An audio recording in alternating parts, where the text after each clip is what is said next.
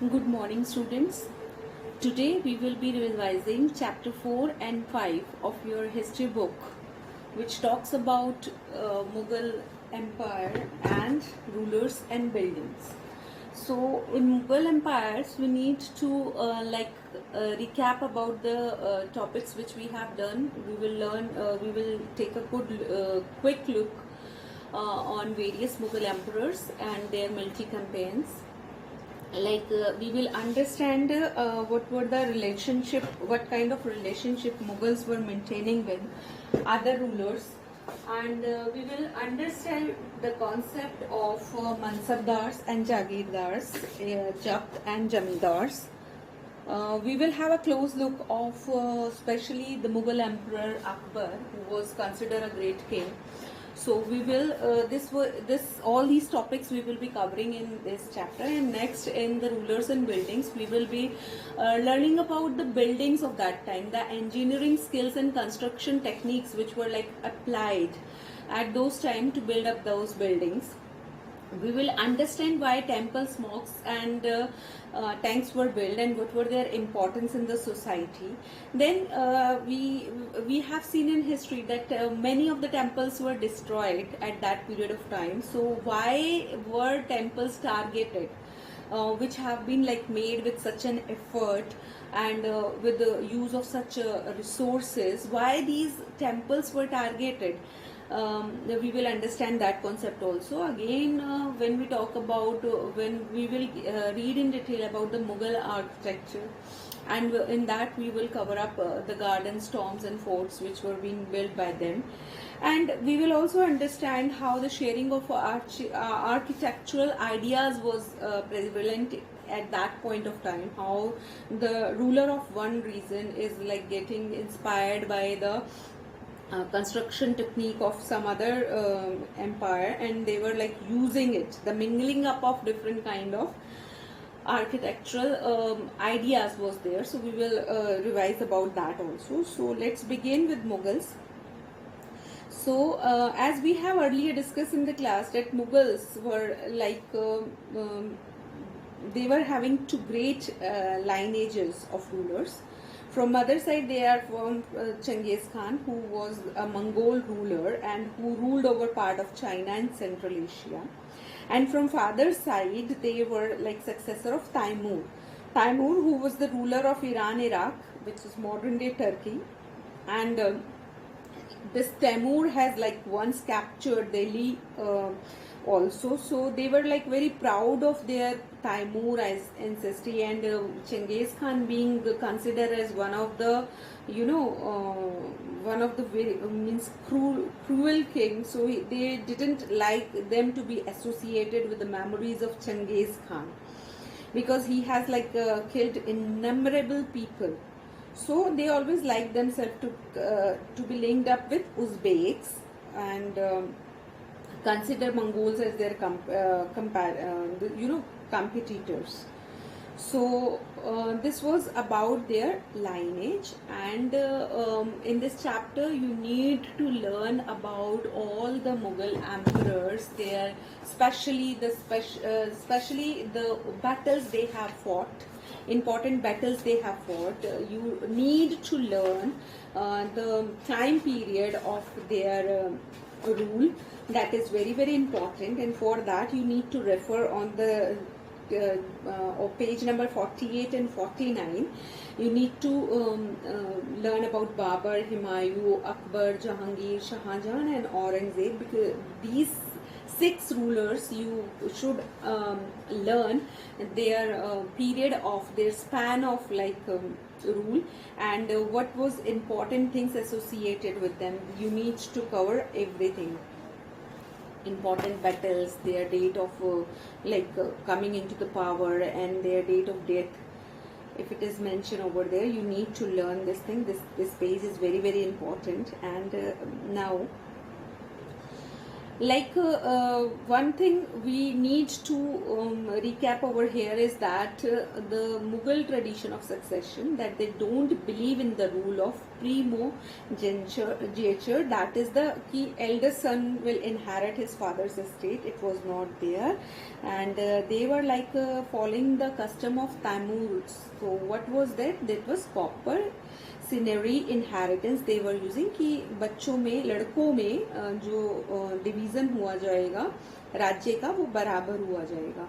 अगर हम रिलेशन की बात करें, what kind of relation the Mughals were maintaining with other rulers. So like ऐसा नहीं था कि they were into war every time. There are examples where they have like married with the daughters of other rulers and like given them high position. So and the Rajput kings, we have a few example from the Rajput clan where they have married off their daughter with the Mughal emperors, and so they were maintaining a very careful balance between defeating and not humiliating their opponents. So friendly relations भी maintain करने में Mughal emperors जो थे वो काफ़ी हद तक successful रहे थे. और इस चीज़ से उनको मतलब every time if a king is like involve in war, obviously his resources, energies, everything is going to be drained out. So कहीं पर प्यार और कहीं पर युद्ध की नीति भी वो अपनाते थे और उसको भी वो फॉलो करते थे. लाइक अगर हम पर बात करें तो सिसोदिया राजपूत जो थे, उन्होंने मेवाड़ के जो सिसोदिया राजपूत थे उन्होंने मुगल अथॉरिटी को मानने से मना कर दिया था. फिर उनके साथ युद्ध हुआ, हराया भी गया, लेकिन उनको उनकी जागीर वगैरह वापस कर दिया ताकि वो मतलब उनके साथ आगे इन फ्यूचर जो है कॉर्डियल रिलेशंस जो हैं वो करें. और स्पेशली अकबर जो था, he was like very specialised in doing this balance kind of thing. So when we will talk about Akbar in detail, we will see on these facts also. So let's understand about the Mansabdars and Jagirdars. So the empire expanded to include different regions. Mughals recruited diverse body of people from Turkish nobles. They went on to include Iranis, Indian Muslims, Afghans, Rajputs, Maratha and other groups. Some joined Mughal services as Mansabdar. Mansabdar का मतलब क्या होता है? Term is used as an individual who hold a mansab or a rank or a position. Grading system होता था ये Mughals में. मतलब कैसे रेट करते थे? रैंक के हिसाब से, सैलरी के हिसाब से, या उनको जो मिलिट्री रिस्पॉन्सिबिलिटी दी जाती थी उनके हिसाब से वो उसको करते थे. लाइक उनकी एक न्यूमेरिक वैल्यू थी जिसको वो जात बोलते थे, और जितनी ज्यादा जात होती थी उतनी ही ज्यादा प्रेस्टिजियस उस नोबल की पोजीशन होती थी कोर्ट में, और उतनी ही लार्जर उसकी सैलरी होती थी. So what was the job of the mansabdar? Mansabdar की मिलिट्री रिस्पॉन्सिबिलिटी की अगर हम बात करें तो he was like required to maintain specific number of sawar, घुड़सवार जिनको हम बोलते थे, एंड उनको रिव्यू करना, रजिस्टर करना, उनको जो सैलरीज वगैरह पे करनी होती थी वो अपनी जागीर में से देते थे. जागीर जैसे हमने पहले चैप्टर में इकत पढ़ा था ना, वो इकत जैसी थी, बस फर्क क्या था? Unlike muqtis, most mansabdar didn't administrate their jagir. वो वहां पर होते ही नहीं थे. जहां पर उनको जागीर दी जाती थी वहां पर वो रहते नहीं थे. उनका कोई ट्रस्टेड बंदा जो था वो मैनेज करता था. मनसबदार को सिर्फ वहां से रिवेन्यू कलेक्ट करने का इजाजत थी, और वो भी उसके सर्वेंट करते थे. जबकि वो क्या होते थे? मनसबदार किसी और पार्ट ऑफ कंट्री में जो थे वो वर्क करते थे. और ऐसा क्यों होता था? क्योंकि एम्परर्स जो थे वो बहुत स्मार्ट थे. वो नहीं चाहते थे कि एक पर्टिकुलर नोबल या एक पर्टिकुलर जो मिलिट्री ऑफिसर है वो इतना पावरफुल हो जाए कि वो एक दिन उन्हीं के अगेंस्ट रिवोल्ट करे. तो ये उनकी स्ट्रैटेजी थी कि इनकम कहीं और से आ रही थी और वो प्लेस्ड कहीं और थे, तो लोगों से लिंकअप ना हो, अपनी पावर डेवलप ना कर सके, इसलिए वो इस तरह की स्ट्रैटेजीज थे वो यूज करते रहते थे. Right. So during Akbar's reign, Jagirs were assessed so that their revenues were roughly same as the salary of the Mansabdar. इतना ही रेवेन्यू एक मनसबदार को मिलना चाहिए जितना कि उसकी सैलरी, मतलब उसको जरूरत है. जरूरत से बहुत ज्यादा रेवेन्यू उसके पास ना हो जाए, नहीं तो वो पावरफुल हो जाएगा. ऐसी स्ट्रैटेजी थी. And how were things changed by Aurangzeb's rules during this period? Actual revenue collectors were often less than the granted sum. उससे क्या हुआ, मनसबदार के नंबर उसने बहुत इंक्रीज कर दिए थे अपने मिलिट्री एक्सपेंडिचर्स को पूरा करने के लिए. तो इस वजह से जो थी जागीर जो थी बहुत कम हो गई थी. नंबर ऑफ जागीर तो उतना ही था. तो जागीरदार जब उसने बढ़ा दिए तो जो रिवेन्यूज थे वो इतने नहीं थे कि वो अपने एरिया की डेवलपमेंट कर सकें या सेटिस्फाई कर सकें. तो एक जो रिवोल्ट का कारण या एक जो डिस्ट्रस्ट का या ये भी एक बहुत बड़ा रीजन था. Zabt and zamindars are is the next topic which we need to understand. तो जब्त और जागीर, the main source of income for Mughal rulers was tax on the produce of peasantry. पहले तो यही सोर्स होता था ना कि किसान पर कर लगाया जाता था, टैक्स लिया जाता था. Some of these taxes were paid by peasants by the rural elites like headmen or the local chief जो भी होता था, जिनको वो जमींदार बोलते थे मुगल्स. ठीक है. और यहाँ पर टोडरमल जो था अकबर का रिवेन्यू मिनिस्टर जो था वो बहुत ही केयरफुल, बहुत ही डेडिकेटेड काइंड ऑफ एम्प्लॉय था. और वो सर्वे करता था प्राइजेस का 10 इयर्स तक का, और जो उसका डाटा होता था उसके हिसाब से वो टैक्स जो था फिक्स करता था. Every province was divided into a revenue circle with their own schedule of revenue rate for the individual crop. Jab prevalent in the area where Mughal administrators could survey the land and keep very careful account. Not possible in provinces of Gujarat and Bengal, remember, क्योंकि बहुत दूर पड़ रहे थे वो. और जगह जगह पे रिवोल्ट भी कभी होते थे, लेकिन मुगल्स जो हैं इसको सप्रेस करते रहते थे.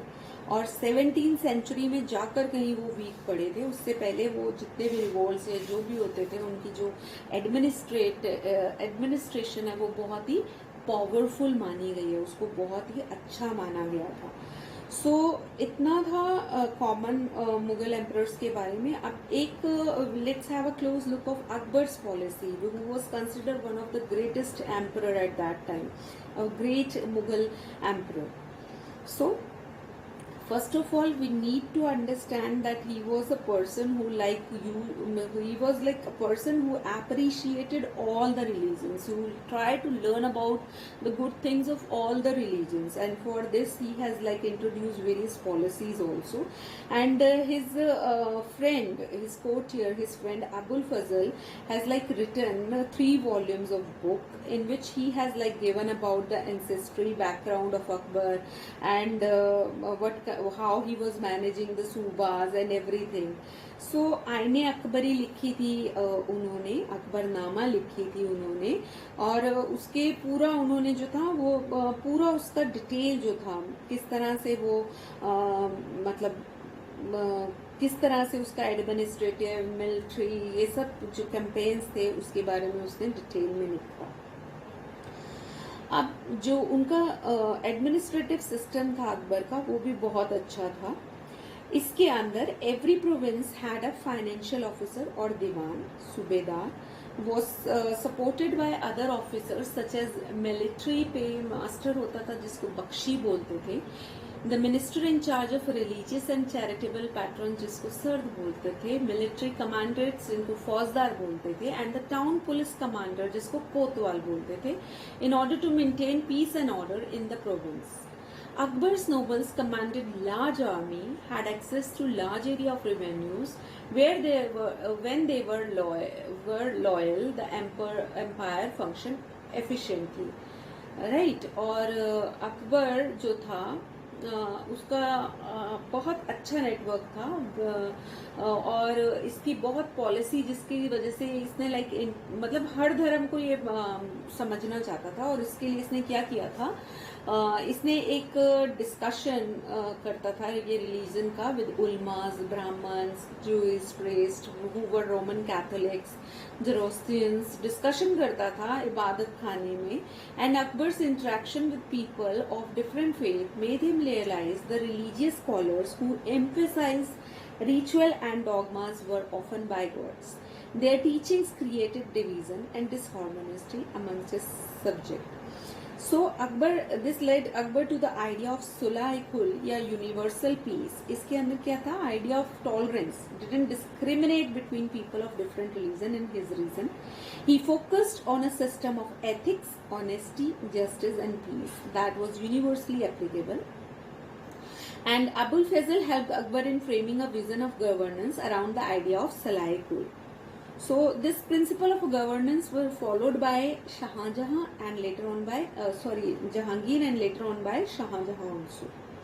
So this was about the detail about Akbar, and by the in the 17th century and afterward the Mughal empire was shaken up and it was like fabled, right? So the administrative and military efficiency led to great economic and commercial prosperity. International travelers भी आए Mughals के time में और उन्होंने बहुत कुछ लिखा भी इनके बारे में, इनके एडमिनिस्ट्रेशन को अप्रिशिएट भी किया और बहुत सारी चीज़ें इनके बारे में लिखी हुई. लेकिन by the end of the 17th century Mughal empire started declining and जो उनके सर्वेंट्स थे वो ही पावरफुल बनते रह जा रहे थे और वो ही अपनी प्रोविंसेस पे डिक्लेयर कर दिया उन्होंने खुद को ही वहाँ का जो था किंग या एम्पर. जैसे इसका एग्जाम्पल है हैदराबाद, अवध. तो इस तरह से डिक्लाइन होना 17th सेंचुरी के एंड से स्टार्ट हो गया था मुगल एम्पायर का. So this was all about the Mughal empire. And next we will be reading about the kings and rulers and the buildings. So let's start with that topic, and we will understand in this chapter about the engineering skills and construction techniques which were used and why the rulers were building temple, mosque and tanks. What was the necessity of doing these things, and then if the temples were there, why the temples were being targeted, why they being destroyed, what was the reason behind that. So let's talk about this thing. Between 8th and 18th century, two kinds of structures built by kings and officers. First, fort, palaces, garden, residence and tomb, safe and protected places from the rest in the world, and these were basically meant for the kings, noble class. And secondly, there were structures which were meant for public activity like temples, mosques, tanks, well and bazaars, etc. So because the king was expected to take care of their subject, अपनी प्रजा का देखभाल उनको करना था, hence by building structures for the use of public and for the comfort of public, they wanted to get praise from the people. Construction were mostly carried out by others, including merchants, built temples, mosques and well. And जो बड़े बड़े mentions भी बनाते थे, merchants अपने लिए बनवाते थे. मॉन्यूमेंट्स जितने भी हमें देखने को मिलते हैं, actually what this monuments do, how they help us, they give insight into the technology used for the construction at that time. And अगर हम बात करें कि किस तरह से करते हैं, तो जो टेक्नोलॉजीज जो यूज होती थी, ट्रेबेट टेक्नोलॉजी यूज होती थी, जिसके अंदर की 2 वर्टिकुलर कॉलम्स के ऊपर जो है बीम रखी जाती थी और रूफ्स, डोर्स वगैरह जो है कंस्ट्रक्ट किए जाते थे. और ये लार्ज स्टेप वेल्स भी होते थे जो कि यूज किए जाते थे. आर्बिट जिसके अंदर की वो आर्च बनाते थे और फिर उसका सुपर स्ट्रक्चर का वेट जो था वो आर्च के ऊपर आता था. ये मेन जो इंजीनियरिंग कंस्ट्रक्शन टेक्निक्स थी उस टाइम यूज किया जाता था. In this chapter we have discussed about 2 temples of the early 11th century, that was Kandhariya Mahadev temple, and the other we have talked about Raja Rajeshwar temple at Thanjavur, and we have seen that how beautiful the architectural form was there, and how these temples we have discussed.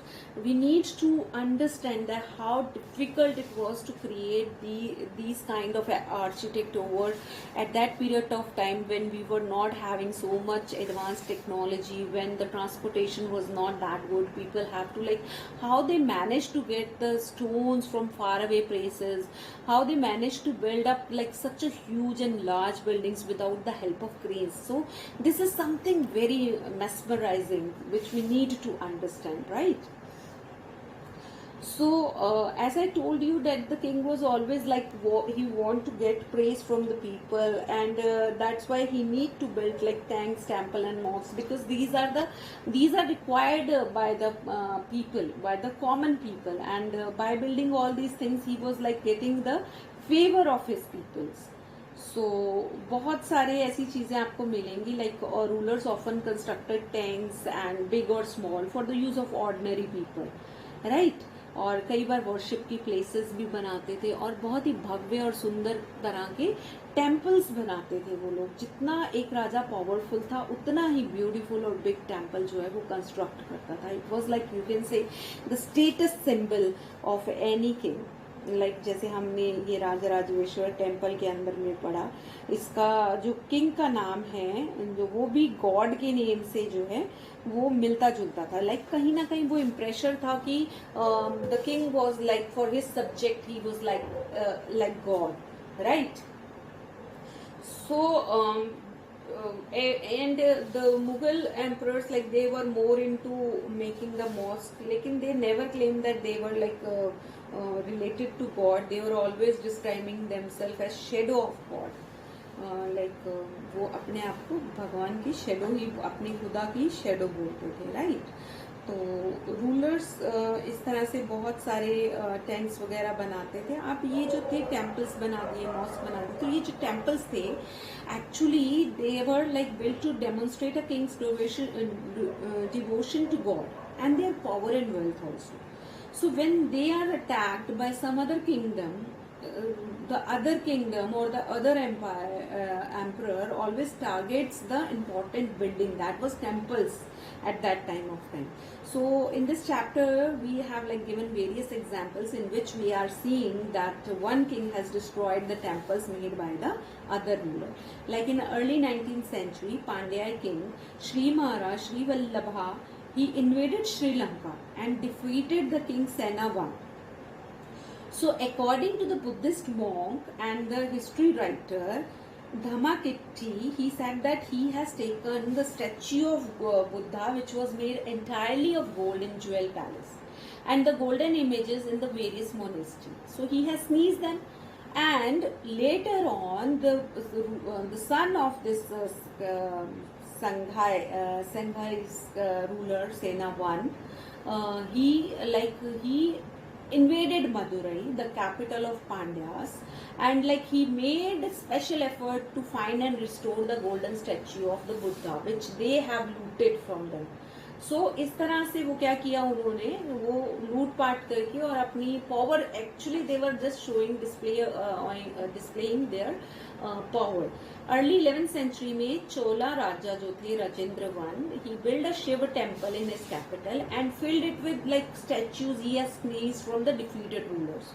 Like sun pedestal उन्होंने चौलक्य से लिया, गणेशा और several Durga statues, Nandi का statue उन्होंने eastern चौलक्य से लिया, भैरव जी जो शिव जी की एक फॉर्म है उनको वो कलिंग से लेके आए, ओडिशा में है जो काली का स्टैच्यू वो बंगाल से लेके आए। और यहाँ पर हमें एक इन्वेडर मोहम्मद गजनी के बारे में भी पढ़ने को मिलता है, जिसने कि सोमनाथ टेम्पल को बार बार अटैक किया और उसकी वेल्थ को लूटा, उसके मंदिर को तोड़ा और टेम्पल्स को जो है टेम्पल को डिस्ट्रक्शन की उसने। And now if we come on the Mughal architecture, we need to understand that Babur, Humayun, Akbar, Jahangir and especially Shah Jahan was very interested in literature, art and architecture. Babur described his interest in planning and laying out formal gardens, like placed with rectangular wall होती थी, enclosures होते, 4 quarters में divided होते थे artificial channels के द्वारा, उनको चाहर बाग बोलते थे, 4 गार्डन्स, और सिमेट्रिकल डिविजन्स होती थी इसके अंदर। इसी चीज को कंटिन्यू किया अकबर, जहांगीर और शाहजहां ने, उन्होंने भी बहुत सुंदर से ये क्वाड्रिलेटरल टाइप ऑफ गार्डन्स बनवाए कश्मीर, आगरा और दिल्ली के अंदर। और इन्होंने टॉम्स भी बनाए जो कि इन्होंने अपने तैमूर जो इंसिस्टर था वहाँ के सेंट्रल एशियन आर्किटेक्ट से इंस्पायर होके उन्होंने बनाए, जिसके अंदर बहुत ही ज़्यादा खूबसूरत थे और आपको बहुत सारे ऐसे देखने के लिए भी मिलेंगे। आपको अगर आप आगरा या दिल्ली में देखेंगे तो you will find many such kind of tombs and palaces over there. So now next let's move on, like Shahjahan कि शाहजहां जो था उसका एक ऑडियंस हॉल था which was aimed to communicate that the king's justice would treat the high and low as equal, creating a world where everybody could live together in harmony. Shahjahan's capital was Agra. Nobility had homes amidst formal garden built in the Chaharbagh, also known as riverfront garden. Shahjahan adapted the riverfront garden in the layout of the Taj Mahal, which was like made by him in memory of his living wife. So Shahjahan developed this architectural form as a mean to control the access that noble had to river. In this new city of Shahjahanabad, constructed in Delhi, the imperial palace commanded the riverfront, and only specially favored nobles like his eldest son Dara Shah was given access to the river. Or all the normal people, they live like far away from river Ganga. So next we need to also understand that the at that point of time the various kings like used to adopt the construction activities or the tradition or the architectural form of one regions. Like example, in Vijayanagara, the elephant stables of the rulers were strongly influenced by the style of architecture found in adjoining sultanates of Bijapur and Golconda. And if we talk about Vrindavan near Mathura, temples were constructed in a style that was similar to the Mughal palaces in Fatehpur Sikri. In Bengal, local rulers had developed a roof that was designed to resemble a thatched hut Mughals so the Mughals liked this Bangla dome and they have adopted this in their buildings. Like in Fatehpur Sikri, you will find the architectural style of Gujarat and Malwa. So the thing is that intermingling of each other's architectural style was happening in that period of time. So this was all about what we need to learn in these two chapters. Give thorough reading of the NCERT book. Do watch the video and be ready with your doubts. We will be taking them up in your doubt class. That's all for now. Bye for now. Take care.